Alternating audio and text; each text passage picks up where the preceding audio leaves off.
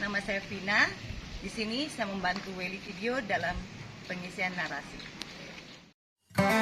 Depok pernah jadi negara dan punya presiden. Berawal dari Cornelis Castellin yang membagi-bagikan lahan yang dibelinya kepada para budak yang telah dimerdekakannya. Sejarah Depok sebagai negara dimulai. Depok benar-benar menjadi negara dan punya presiden pada tahun 1913 melalui pemilihan umum. Dibantu seorang sekretaris, presiden menjabat selama 3 tahun. Sekarang, kamu mungkin mengenal Depok sebagai wilayah setingkat kota Madia di Provinsi Jawa Barat.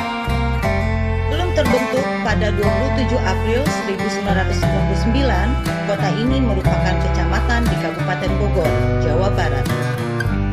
Ngomong-ngomong soal Depok, mungkin gak banyak yang tahu kalau dulu Depok pernah menjadi sebuah negara tersendiri yang dipimpin oleh presiden. Dulu pada akhir abad ke-17, seorang saudagar Belanda kaya raya bernama Cornelis Castellin membeli tanah di Depok seluas 12,44 km persegi. Tanah ini berstatus partikulir, bukan termasuk dari kekuasaan pemerintah Hindia Belanda. Jadilah pada abad ke-18, Depok adalah wilayah administratif yang mempunyai gemeente bestuur atau pemerintahan sipil. Otomatis, Castellin menjadi penguasa pertama dan pendiri Depok. Selain mengelola perkebunan, Cornelis juga menyebarluaskan agama Kristen kepada para pekerjanya lewat sebuah padepokan Kristen. Padepokan ini bernama De Eerste Protestant Organisasi van Christenen, disingkat Depok.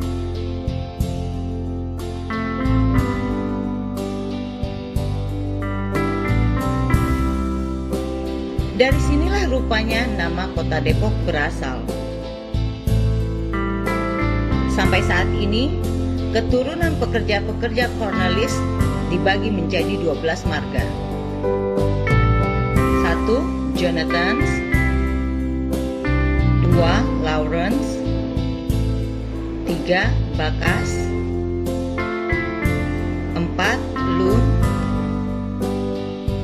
5. Sudira, 6. Ishak, 7. Samuel, 8. Leander, 9. Joseph, 10. Tolense, 11. Jakob, 12. Sadok. Saat ini hanya ada 11 marga, sebab marga Sadok tidak mempunyai keturunan. Jelang ajalnya, 13 Maret 1714, Cornelis Castellin menulis wasiat berisi antara lain mewariskan tanahnya kepada seluruh pekerjanya yang telah mengabdi kepadanya. Castellin merupakan sosok penganut Protestan yang taat. Dia berprinsip bahwa manusia harus berbuat baik pada sesama. Heran jika dia dermawan pada para budaknya.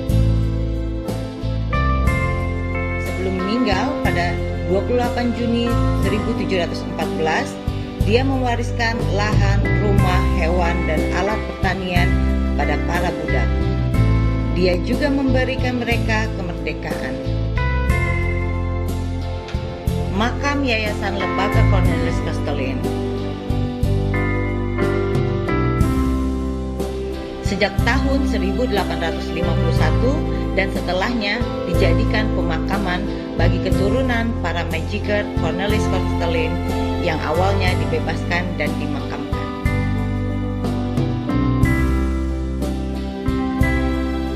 Kuburan ini masih digunakan untuk keluarga dan keturunan dari 11 marga majiker Cornelis Castellin.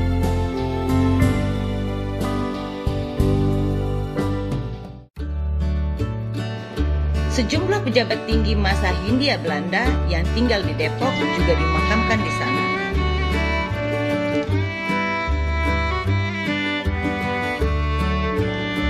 Ada makam keluarga Van der Capellen yang merupakan kerabat dari Gubernur Jenderal Hindia Belanda Van der Capellen.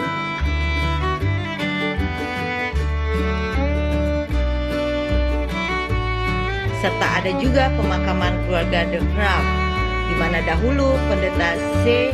De Graaf adalah pendiri rumah sakit PGI di Cikini, serta istrinya Adriana yang meninggal pada tahun 1929 juga dimakamkan di sana. 11 Oktober 1945, sejarah Gedoran Depok. Tahun itu bukan tahun kemerdekaan yang membahagiakan. Itu adalah tahun yang mengerikan bagi orang Depok keturunan budak-budak Cornelis Castellin. Mereka dijadikan sasaran kemarahan oleh orang-orang Ngaur yang mengatasnamakan revolusi. Pada saat itu, kaum wanita diberitahu bahwa minyak sudah tersedia untuk membakar mereka hidup-hidup. Seorang wanita bernama Leander atau Oma Nana lalu mengajak yang lainnya berdoa. Beruntung, malamnya tentara Inggris bayaran, Gurkha, datang membebaskan mereka dan membawa mereka ke sebuah kamp di Bogor. Kedatangan tentara Gurkha datang menolong wanita dan anak-anak Depok. Itu berkat Johan Fabricius, koresponden BBC yang menginformasikan kepada tentara sekutu apa yang terjadi di Depok. Depok diserahkan kepada pemerintah Indonesia pada 1952 oleh presiden terakhirnya Matthijs Jonathan melalui akta penyerahan tanah partikulir. Tanah hak milik orang Depok tidak termasuk. Kalau dilihat dari Depok sebagai kota madya, memang usianya baru menginjak 22 tahun. Tapi jika dilihat dari sejarah kota Depok, sebelum menjadi bagian dari wilayah Jawa Barat, Indonesia, maka usianya bisa mencapai lebih dari 300 tahun. Depok juga bisa dibilang sudah merdeka sebelum Indonesia.